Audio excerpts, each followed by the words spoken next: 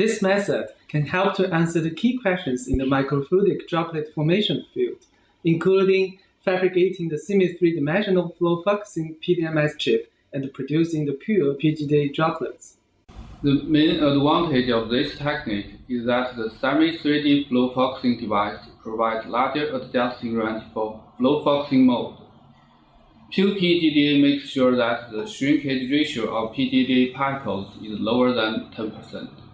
The implications of this technique can be extended to many biochemical applications due to the greater surface area to volume ratio. And also, large-scale applications will be benefited for this technique with consuming a few microliters of sample.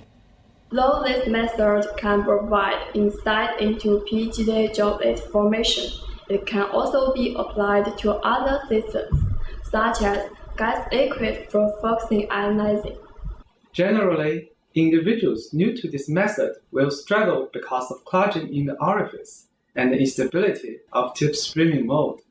Vision demonstration of this method is critical, as semi-3D flow-focusing chip fabrication is difficult to learn because the alignment of top and bottom PDMS layers to fabricate semi-3D chip by hand is not trivial.